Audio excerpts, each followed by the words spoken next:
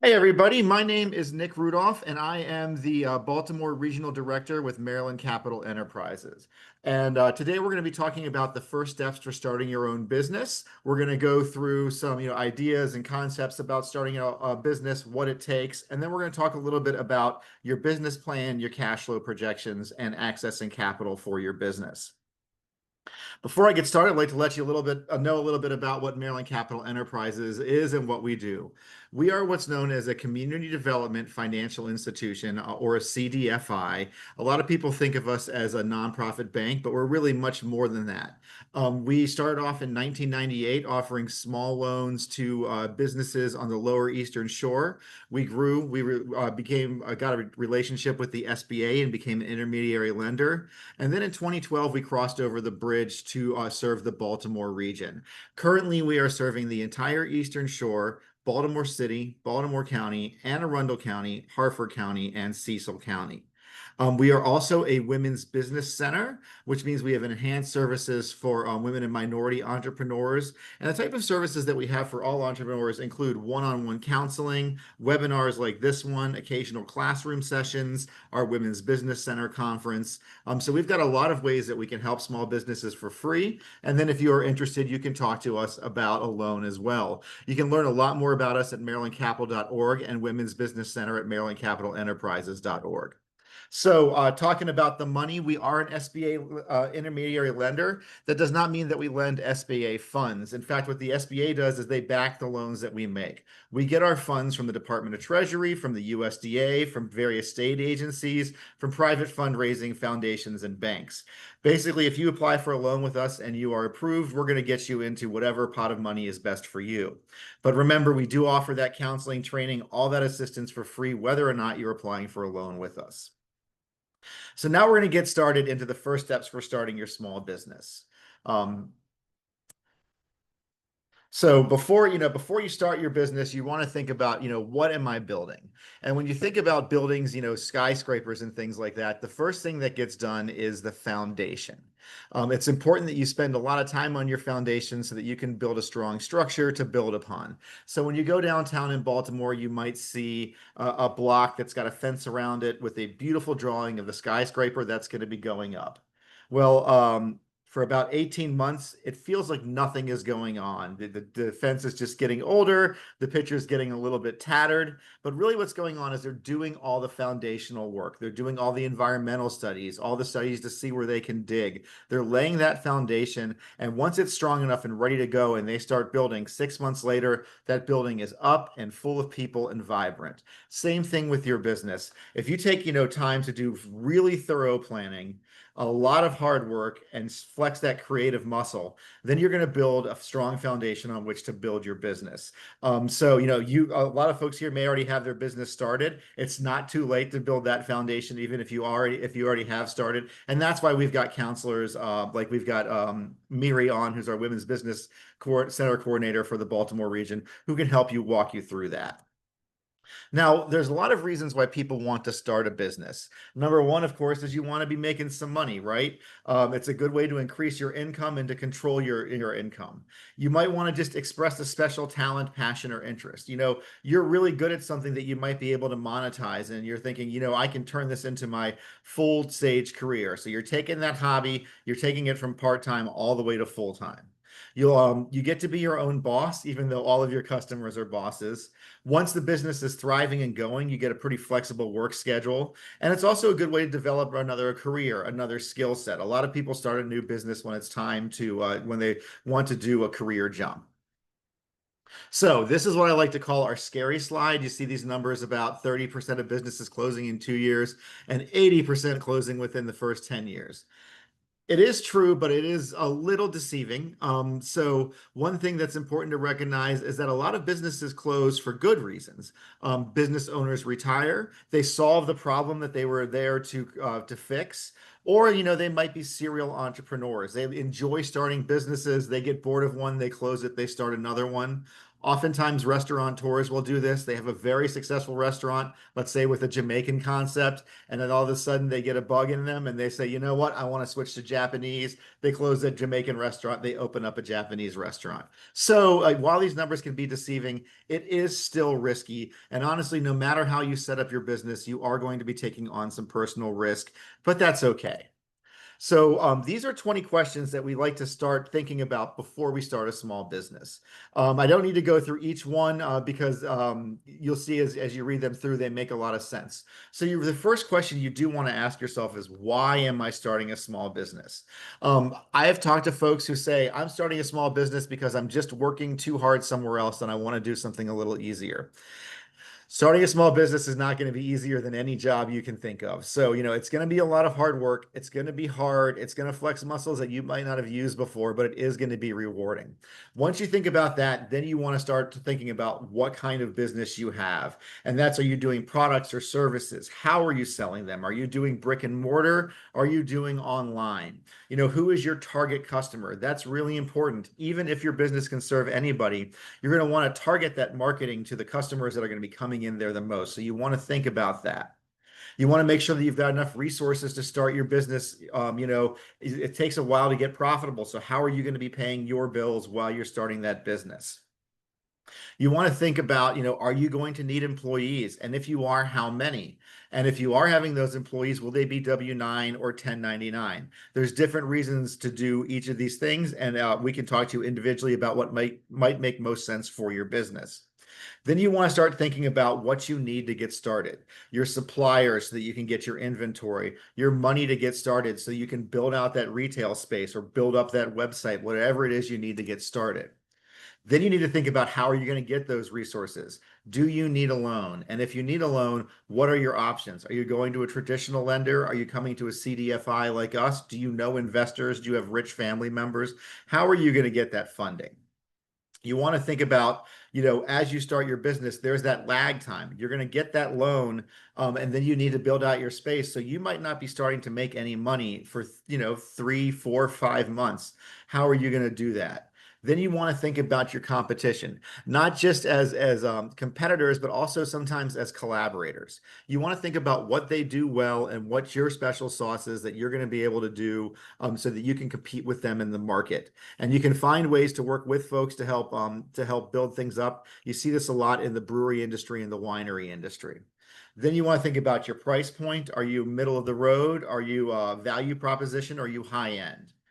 A big question is, of course, your legal structure of your business. There's lots of reasons to be an LLC. It does take away a little bit of the risk from the business owner, but it has some more reporting requirements. So you might want to be a corporation. There's different things going on in there.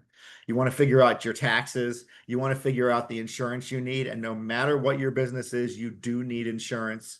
And then you want to think about, how are you managing your business? Are you going to be doing the day-to-day operations? Are you paying somebody else to do it?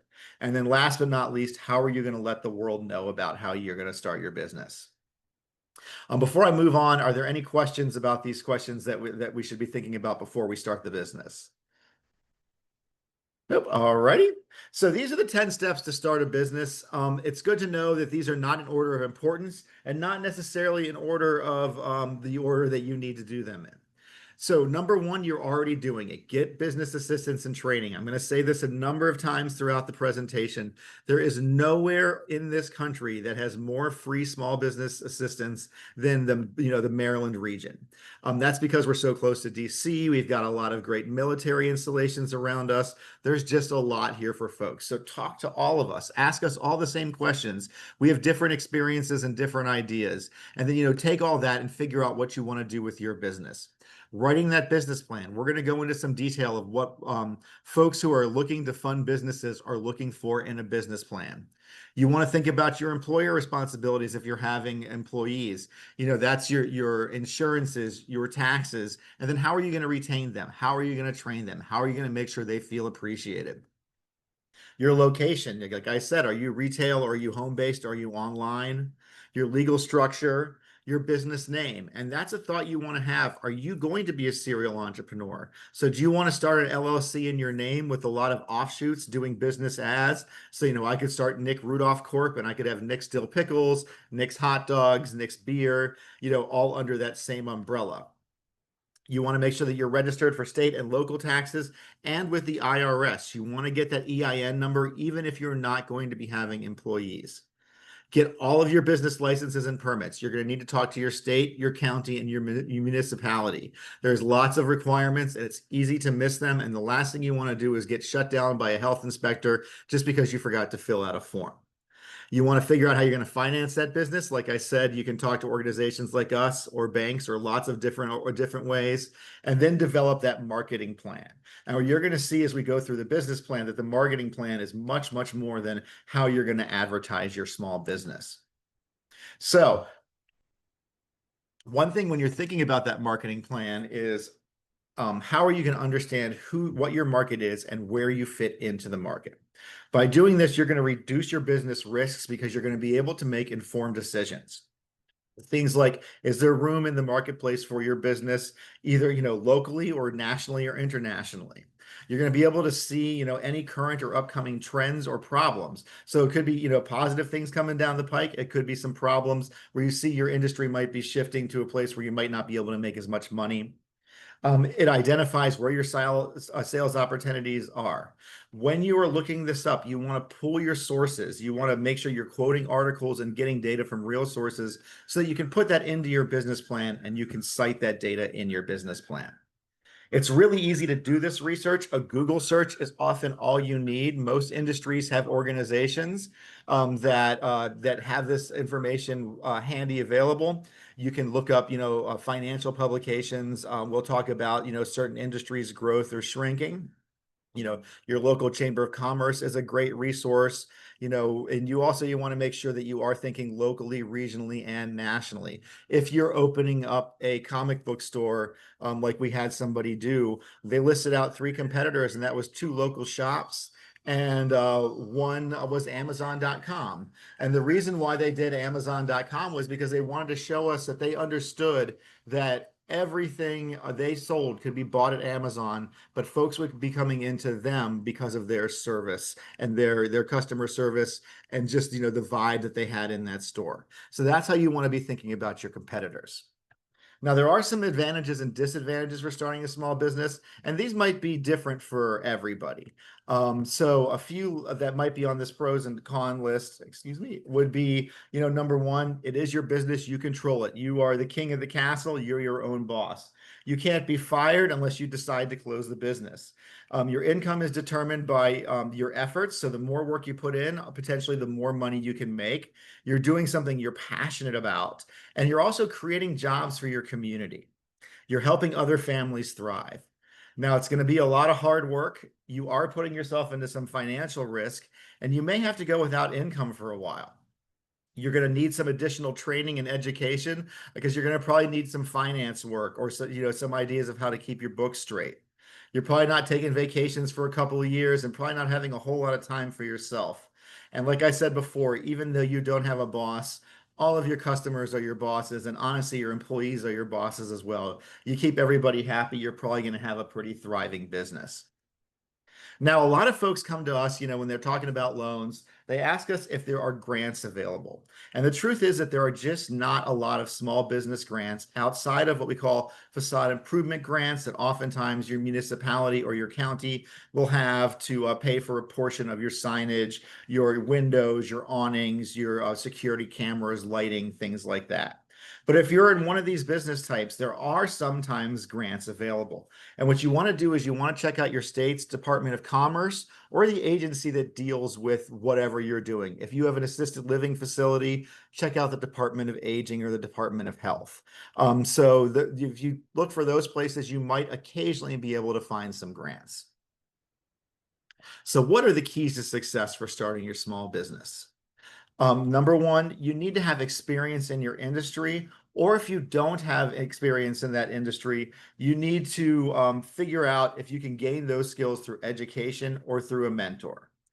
You also want to figure out what type of business management experience you have.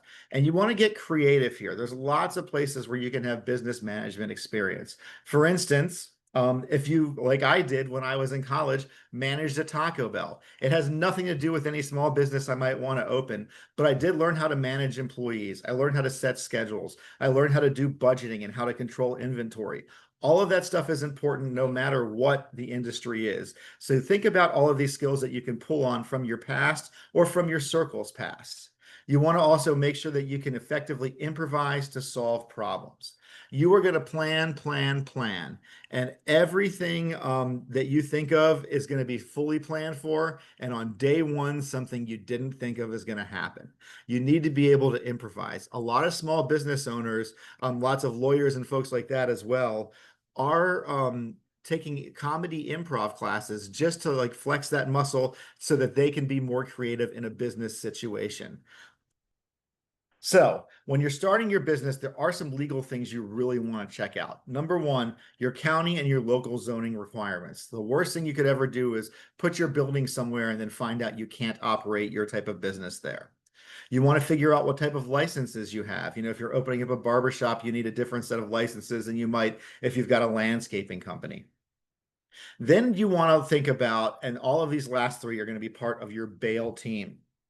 So it's a pretty new concept, but I think it's pretty cool. So these are four folks you want to have, you know, not necessarily as employees or on retainer, but friends of your business. Number one, B, your banker. You want to develop this relationship as early as possible. Just go to where you've got your personal account, ask if they've got a business manager, a business banker, talk to them. Say, hey, look, I'm thinking in the next 6 months of starting this kind of business. This is what I've already done. Do you have any thoughts of how I could be more successful? They often have training programs. You know, if they, sometimes they will do startup loans, and if they don't, they can refer you to folks like us. You want to be honest and transparent. If you have some credit issues, talk to them about that because they may know ways to mitigate it. The more honest you are with us, the easier it is for us to fund your business. If you know you tell us that you're going to have a 750 credit score and we pull your credit and there's all kinds of collections and missed payments and it's a much lower score, then that's going to lead to a no. But if we know that's going to be there already, we can do things to mitigate that. You're going to want to have an accountant. So again, doesn't necessarily need to be somebody on retainer, but it's really important because there are quarterly deadlines with state and federal laws. And if you don't meet them, you're out of good standing and become ineligible for most of our services. It's going to make sure you meet those deadlines. It's also going to provide you with some protection in the case that you are audited. An insurance agent. As I said, every small business needs an insurance agent. Talk to them. See what type of insurance your business needs. And it might be a little bit more than you think it will be, but it's nice to have in case something goes wrong. You know, a simple blanket policy might be as little as, you know, $600 to $1,000 a year. But as soon as you start involving things like food, kids, transportation, medicine, those numbers are going to start to go up. You also want to see who your small business lawyers are around you. You want to get to know them a little bit so that in case you do need them, they know who you are and they'll be able to help you out. You also want to be saving money in case you need them. You want to have a legal reserve as part of your budget. So before I go into the business plan, are there any questions?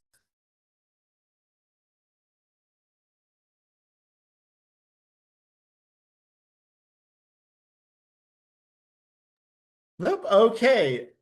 So now we're going to go into what's in the business plan and what's in the cash flow projections. These are the documents that are going to tell folks, you know, what your business is, who you are, and how you expect to do your business financially. So it's the blueprint for your business. Remember how I said that you're building the foundation as you start your business? Well, this is a big part of that foundation. This is all of the studies. It's also the manual for how you're going to grow your business. But when you're building that, you want your business plan, you want to think about the fact that different people are going to be reading it. So you want to make it something that you can change around, you know, like a resume is. So for instance, if you are looking for a grant, you're going to focus on all the good things your business is doing for your community. If you're looking for a loan, you'll put that in there. It is important, but the banks are really concerned about getting their money back. So that's what you want to focus on. So you really want to change your business plan around depending on who is reading it. So we like to have 4 parts of our business plans, but you know how to tell your story better than we do. As long as all this information is in your plan, it doesn't necessarily need to be in these sections that I'm about to talk about. So the first is your executive summary. This is what's going to let people know who you are and what you're expecting out of them. It's your elevator speech.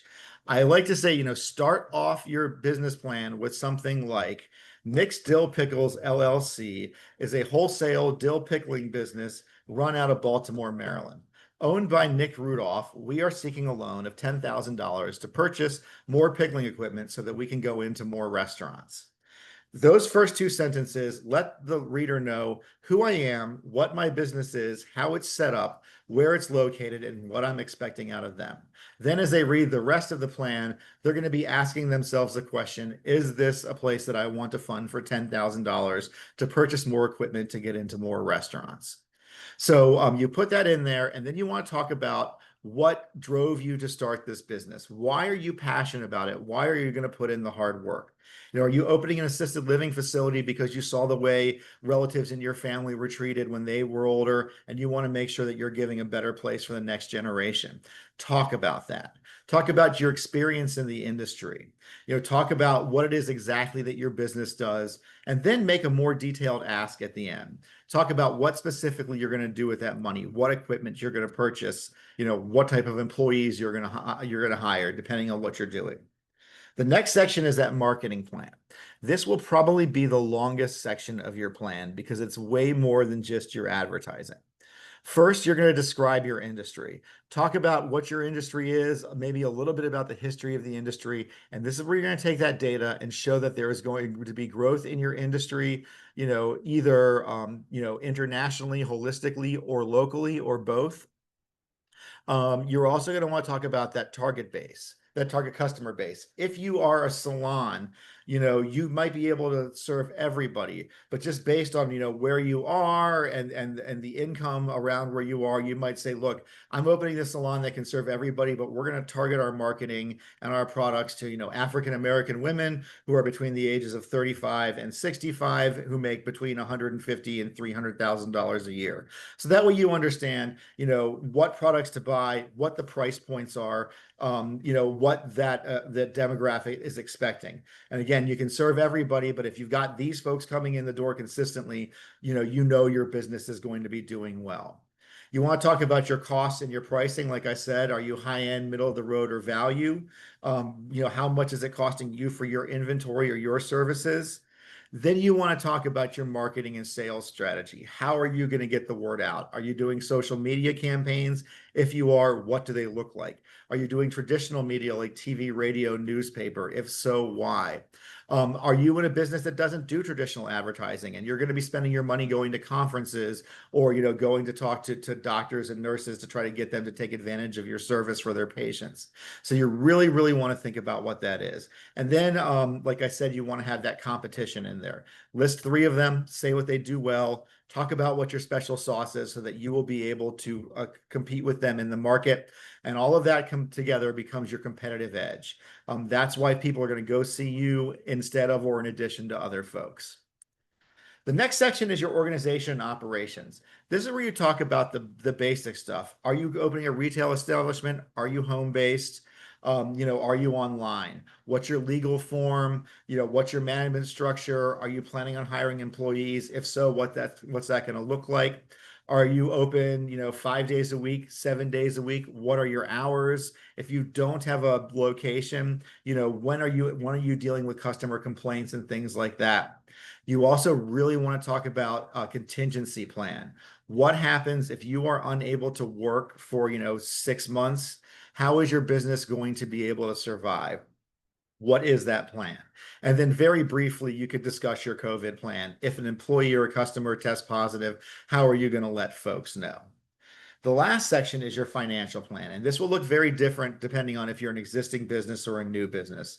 On a new business, you're going to talk about, your startup costs, your break-even point, so that you show that you know how much sales you need to do a month to pay all your bills, pay your employees, pay the bank back, and have a bit of a quality of life.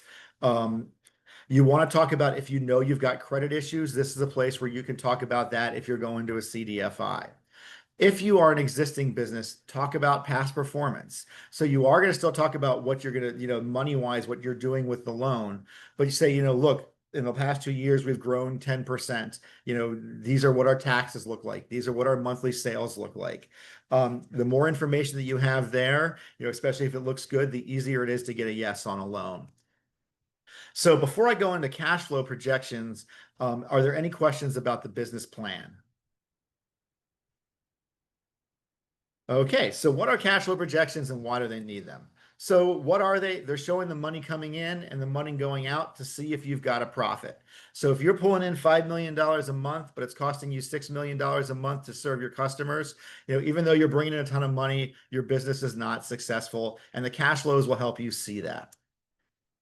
Why else do we need them? Well, you need them for loans.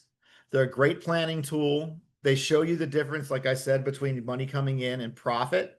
It's just good governance. And then it also shows when you can start taking owner's withdrawal so that you can have more money coming in, for yourself and your home. So you'll see here on the right side of your screen, a cash flow projection document. And yes, it might look a little bit scary, but don't worry. It's good to know that not only is this not a 100% accurate document, it's a living document. It's going to change throughout the time of your business. Most of the cells are going to change, if not all of them, and that is okay.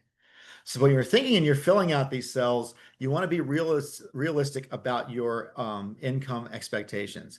You're going to make $2 billion in year one, but if you come to a bank or a CDFI saying that, that's going to scare the heck out of them.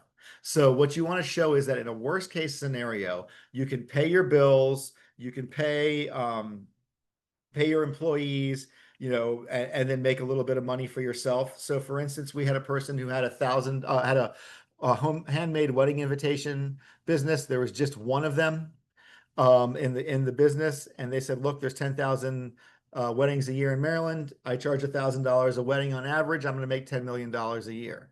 Well, of course, not everybody uses those invitations. Not everybody's spending $1,000 on them. So we said, look, show us you can do this on 5 or 10 or 15 a month. And then if you do better, that's just gravy. You want to make sure that you're breaking down your income streams and your expenses streams as much as possible. You want to break out in those expenses, your inventory, your employees, your payroll cost, your supplies, any subscriptions you have, trash services, outside services, rent, mortgage, utilities, insurance, every single thing.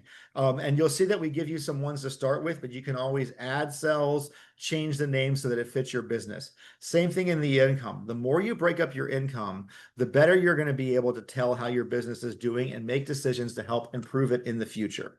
If you have a restaurant, if you just have food and drink, you can make certain decisions. Like I thought I was going to be 50-50 food and drink, but really it's more, 40% food, 60% alcohol. And then you can say, look, what's the issue here? Is my food program doing poorly, or is my alcohol program doing really well? And then you can know better where to invest your money.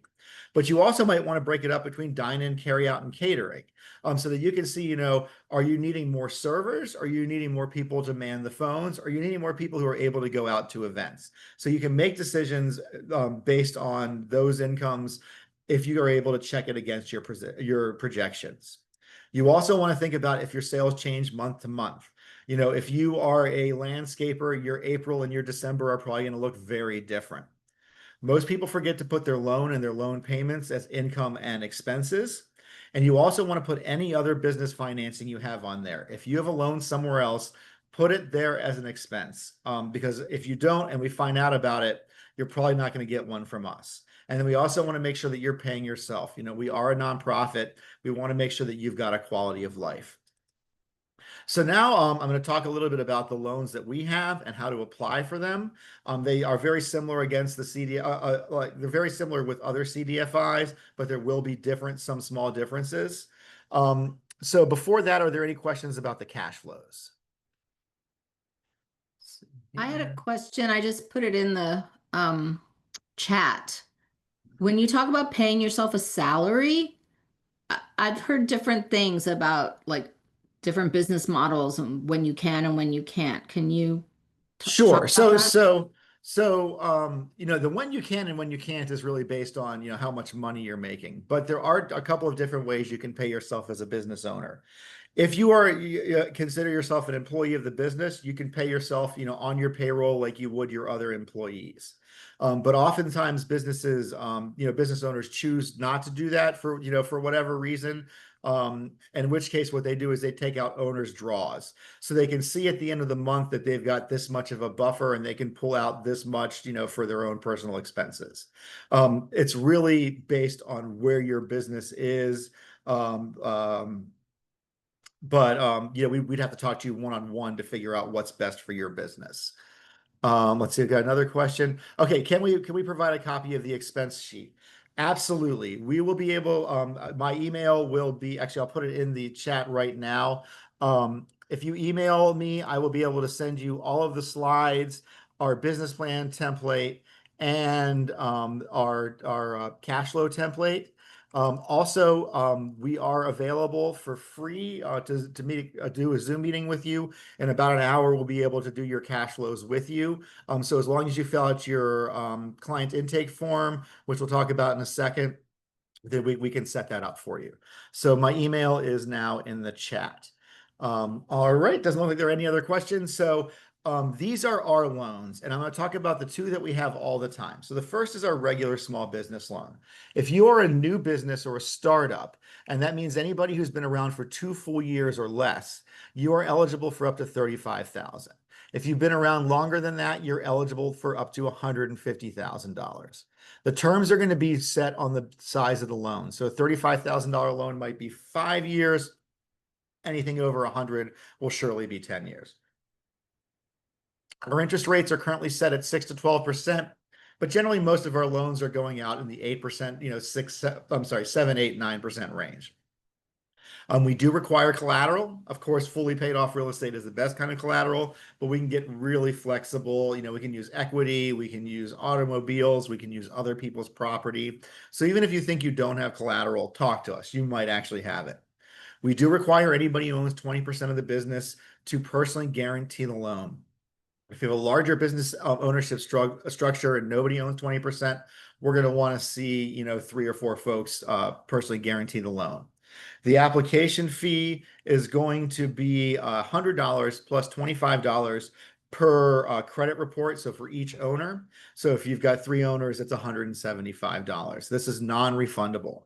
We only do a TransUnion pull and we do a soft pull, and we will be able to give you a full copy of your credit report. If you are approved, there are some fees involved. We take that out of the proceeds of the loan. A $50,000 loan would usually walk out the door with just north of $48,000. We do take automatic payments every month out of your business checking account. So it's good to remember that to make sure you've got that funds in there, and there is no prepayment penalty. So you do really well, you get a huge government contract. As long as your loan is 30 days old, you can just pay it off for whatever the principal is at that moment. On the other side of that, if you know you can't make a payment and you let us know at least a week ahead of time, we will be able to do something for you. We can defer, we can interest only, we can restructure loans. Our part of our job is we want to help you guys improve your credit, so we don't want to put any dings on your account. So we will work with you. We are going to visit your business either in person or virtually twice a year during the life of that loan. We're going to be looking at your books, and we're going to be wanting to talk to you about like any resources that we have or any problems we might see coming down the pike. Now, is my business eligible? And what can I use this funding for? Well, most small businesses in our service area are eligible. Everything except for, the traditional sin industry, adult bookstores, 100% alcohol, 100% tobacco, things like that. We are able to work in the medical and recreational cannabis industry, however. If you have a real estate investment business, we can't pay to purchase property or rehab that property. What we can do is we can do your offices. We can do buy you trucks. We can buy you reusable equipment. So, jackhammers, big saws, yes. Nails and drywall, no.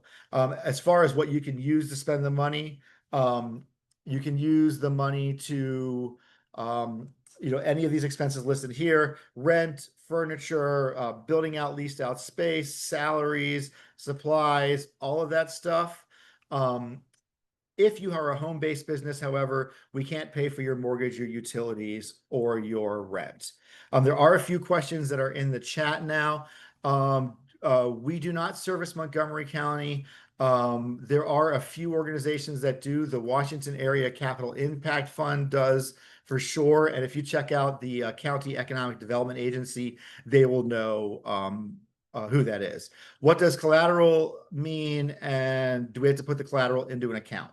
So collateral is something that you're putting up that's saying, if I don't pay the loan, you can take this and sell this and get some money back for it. So that's why people often use their homes and things like that. You don't need to put it into a special account. However, like if you sell your home, then we're going to require either additional collateral or that you pay off the loan with the proceeds of the home. So it's different in each case, but that's sort of a basics of it. Before I move on to our other loan, are there any other questions at the moment? Nope. Okay. So this is our credit builder loan. This is a much smaller loan, $500 to $5,000. This is for a bunch of different groups of folks. Number one, folks who have no credit or maybe poor credit. This is a way that you can get a loan to help start or grow your business in a small way. And as you're making payments, your credit score is going up, and then you can be eligible for a larger loan in the future. It's also for folks who just want to dip their toes into entrepreneurship. You are really good at doing braids for your friends, and you say, you know what, I think I might want to get into this, but I don't want to take out a $35,000 loan. Let me just see what I can do with a little bit. Or you have an existing business and you have an emergency. This is a quicker turnaround. A tree root grew through your pipe at your restaurant. You need to get that fixed. You can apply for a loan, for credit builder loan, to do that. These are going to be 1 to 2 year terms, usually 2. The interest rates for all of these are 9%. There's no collateral requirement, but it is encouraged. Everything else is exactly the same, except for the fees are much lower at a $50 application fee plus the credit report fee and a $75 closing costs. All of the uses are the same. All of the business types are the same. All of that stuff is great. Now, how do you become eligible for one of our loans? So you put in an application. Our business counselors will work with you to strengthen that application. Then it will go to our loan committee, which is made up of local volunteers, their bankers, their community leaders, their other nonprofit leaders, other business leaders. So they understand what it is to be a small business. We have separate loan committees for the Eastern Shore and for the Baltimore region because the economies are so different in those places. So we're going to want to see a thorough business plan. That doesn't mean a long business plan. We don't want a 100-page business plan. What we're just looking to make sure that you have all of that information that we need. We're looking for your experience in the field or your ability to get that experience, your strength and realisticness of the cash flow, your strength of your collateral, and reasonable credit. As you will see here, there is not a minimum credit score. What we're looking at is what's been going on in the last really 1 to 2 years. We're looking for missed payments and past due amounts, especially on things like credit cards, automobiles, mortgages, a little bit less with things like medical debt and student loans. But you want to make sure you're making all your payments, you don't have missed payments, and if you are past due, that you're working to pay those back. There are 2 disqualifiers, however. If you've had a bankruptcy personally discharged in the last 24 months, or you have a tax debt without a payment plan, you cannot get a loan from us. If you do have that tax debt without a payment plan, you could apply for the loan as you're working on getting that payment plan together. We just couldn't close it until your payment plan was done. The general economic conditions for the venture. Does that mean, look, is this the right time and place to be opening up this small business, based on either the economy or Are you opening up a pizza shop on a block with 7 other pizza shops? How are you going to compete with those folks? And then your ability to repay the loan. If the business is not successful, can you get back into the workforce and pay back that loan because you are still going to owe it? Our application documents are probably the same as most banks and CDFIs. There's going to be some kind of intake form. Ours are done online. If you go to marylandcapital.org, you'll see a Get Started button at the top right hand of your page. You fill that out, and then you'll be contacted within 3 business days by one of our consultants. Your business loan application, also available online. That's where you're going to be talking a little bit about your business, a little bit about what you want to do with the money, answer some yes/no questions, and then include a bunch of documentation. For all businesses, new or old, we're going to need to see your business plan and your cash flow projections, 2 years of personal tax returns for anybody who owns 20% or more of the business, and 3 months of personal bank statements for those same people. If your business has been around long enough, we're going to want to see your business taxes for the last 2 years, or if you've only been around for 1 year, of course, just 1 year. We're going to want to see 3 months of personal corporate bank statements, your profit and loss statements, and your quarterly balance sheet. We also need to know that your loan was turned down by another lender. That does not mean you have to have gone through a whole process. If you go to your bank and they tell you they don't do startup loans and that's what you're looking for, that is good enough. Everything else here we're talking about is optional. What we're looking for are things like reference letters. Those are always super helpful. Resumes, let us know, all the things that you've done to get to where you are. Letters from current clients. You've got a chair in somebody else's salon, and you can bring me a list of 20 clients saying that they're going to move over to your salon once you open it. It's going to be easier for me to get that loan said to be, to get there to be a yes. You also, any other relevant attachments. If you've got a lease, send us that, even if it's not signed yet. Invoices, contracts, any licenses that you may have, any marketing materials that you already have, give us links to your websites and your socials. All of that stuff is going to be very helpful to build that application package so that we can hopefully get you a yes on your application. So what happens next? Applications are due by the first Friday of each month. If the first Friday is, the first or second or something like that, we'll usually push it out to the second Friday. You need to do that client intake form first. You get assigned to a staff member who will help you submit that paperwork. We're then going to follow up. We're going to dot all the I's, cross all the T's, make sure everything is perfect. And then in the 4th week of the month, the loan committee is going to meet. They meet on different days in the Baltimore region and the Eastern Shore region. They're going to determine whether or not you get the loan, the rate, and the term. As far as amount goes, we generally do not partially fund loans. And the reason why is if you ask us for $50,000 and we give you 25, we're setting you up for failure with $25,000 in debt. So there used to be an old, idea that I'll apply for 100,000 and hopefully they'll feel comfortable giving me 50,000. That is not going to work with us because we expect that you know exactly what you need and we want to set you up for success. If it's a yes, a commitment letter is going to be issued and we're going to be closing in 3 to 4 weeks. There are certain types of collateral that need some more documentation. For instance, if you're using a house, we'll need an appraisal that's a year old or newer, but don't start getting those until after you are approved for the loan because you don't want to incur those expenses if the loan is not approved. So before I end this, again, I want to say that there is nowhere else in the country with more small business resources than Maryland. Take advantage of all of us. They can be in some places you might not think to look. Your libraries will often have small business centers. Your local universities are often helpful for small businesses in the region.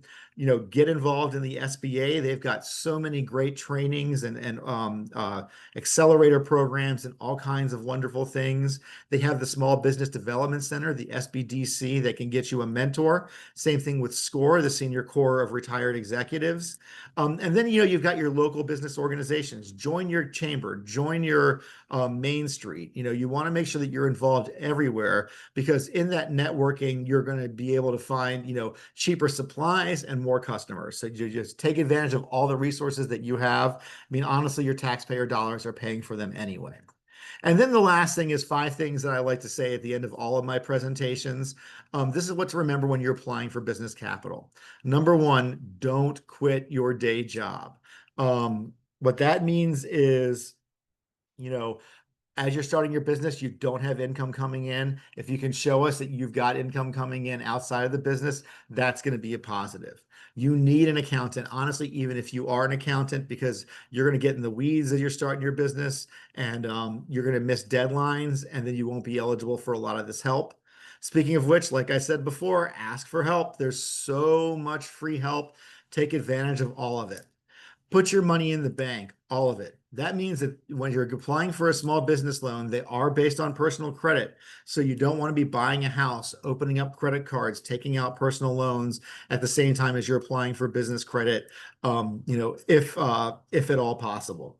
And then also, don't be an island. People support small businesses for one reason, and that reason is that they are part of the community. You get better customer service, you feel better because it is a part of the community. So give to local charities, join that chamber and Rotary, sponsor that softball team, put a parade up, a float up in that parade. But when you're thinking about charities, you need to remember that we're living in a very political time, and you want to make sure that you're not going to anger anybody. So usually things like, kids, animals, food banks, veterans are all safe. It's the reason why when you go into a bar, they have sports on, because if they had Fox or CNN on, they'd be turning off half of their customer base. And really, thinking about it purely financially, unless your business is inherently political, you don't want your clients and customers knowing how you vote, because everybody's money spends the same, and you don't want to be turning off a large percentage of your potential clients.